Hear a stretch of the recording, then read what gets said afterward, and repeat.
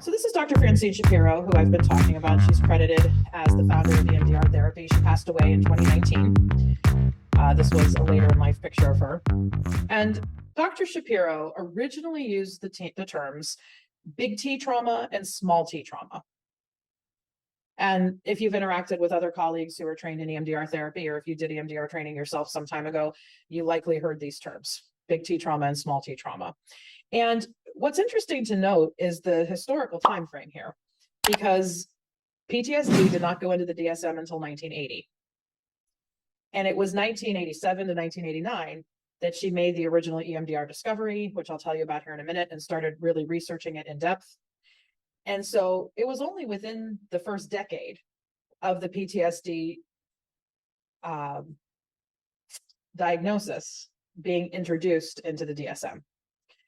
And she knew even then that the DSM definition of post-traumatic stress disorder was very event-centric, and that it was really quite limited if we're only seeing trauma as the big things, but not giving space or validation to, at the time, she would say the smaller things, but then over time, she said these quote unquote small things can be just as clinically significant if they're left untreated. Because one PTSD qualifying traumatic experience that gets treated properly may go on to be not that big of a deal for the person if they've been able to heal it. But if you've had a small T trauma or adverse life experience day in and day out, or it's just never been addressed, it's just been left to fester, that might end up being clinically more impactful. So in 2014, around 2014 though, is when she really took the language of big T, small T trauma out, because she found that even though she never intended it to be a hierarchical value thing, a lot of people would think, well, big T traumas have to be worse. And that was never her intention with making the distinction. Her intention was to say that even adverse life experiences that won't qualify you for a DSM PTSD diagnosis can still be framed as trauma and may still show up in other diagnoses, in other problems of functioning in life. So,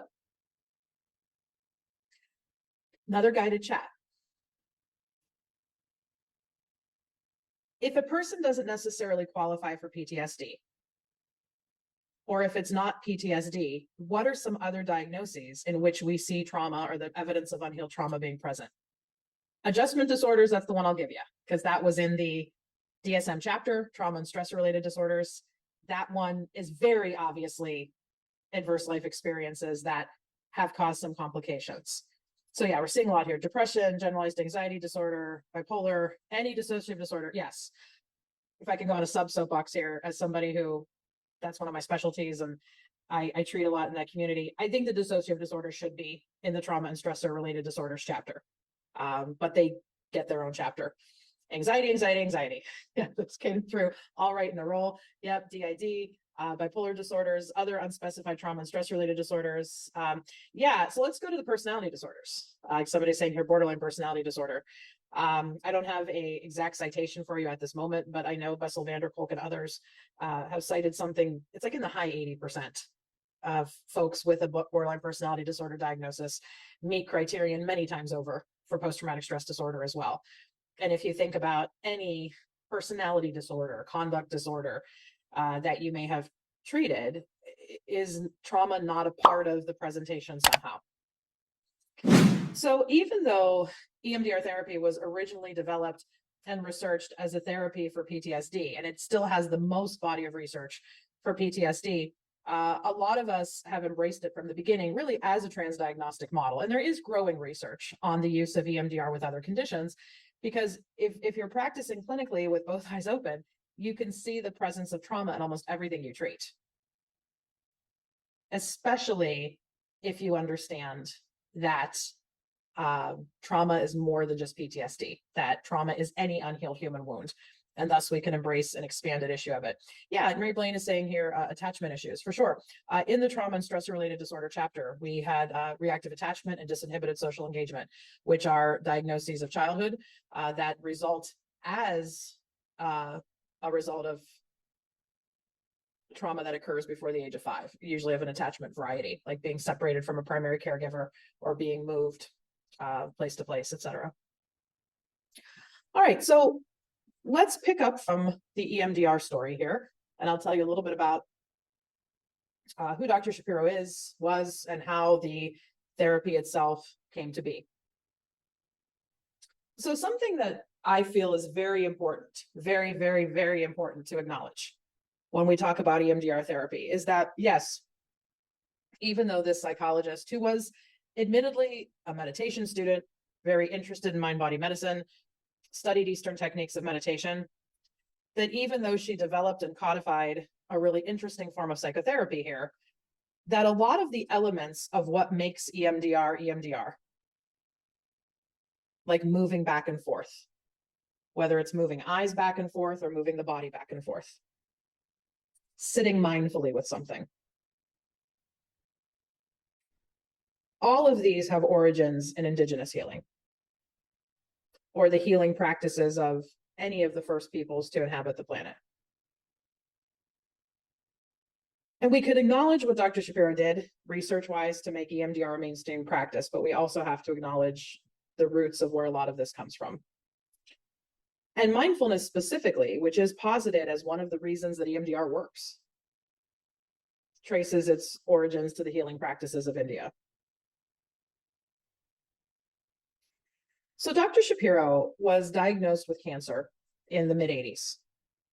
And as a result of her cancer diagnosis, she became very interested in mindfulness meditation, visualizations, embodied healing. In some interviews, she said in the 80s, she absorbed everything she could on the mind-body connection and healing because of what she was going through with her own cancer diagnosis. She even switched her academic training from doing a PhD in English to doing a PhD in psychology. So she admits that when she took this famous walk in the park in 1987, which is credited really by the EMDR community as the origin story, that even that walk in the park didn't happen in a vacuum, that she had been a meditator interested in mind-body medicine who was constantly experimenting on herself to see, well, if I do this thing with my mind, what'll happen with my bodily processes and vice versa. So as she tells the story, she was taking a walk in the park. It was 1987. As she was taking this walk in the park, she noticed some distressing thoughts start to come up. She described them as the kind of thoughts you would normally have to engage deliberately, but they just kind of happened. And as they happened, she noticed her eyes started making a little spontaneous back and forth motion. And for her, the more she deliberately focused on it, the faster these eye blinks became. So I went off the screen share so you can hopefully see me on full screen here. She sat down. Some versions of the story will say she let her eyes start bouncing back and forth between two trees.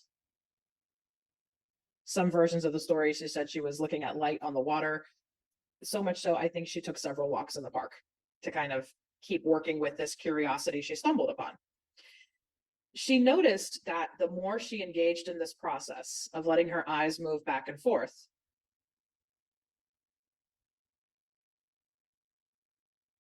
the less and less distress she felt when she brought up the same thoughts and ideas later. So even she will say it was not a eureka experience. It was not like, oh, suddenly I'm better.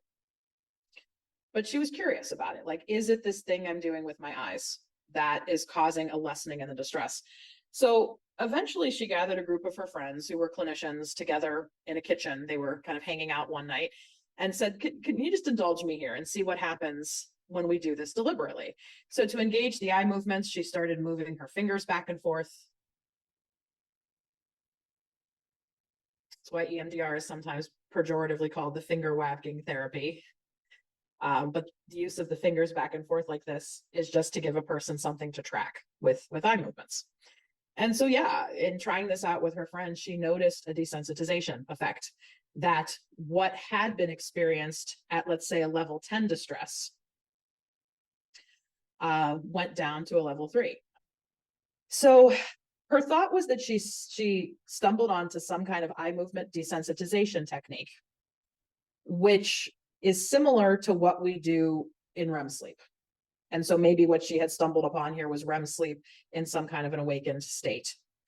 So when she first set up the first research study on it, which was part of her doctoral dissertation, she called it EMD, just eye movement desensitization. And her thought was that it was a simple desensitization technique.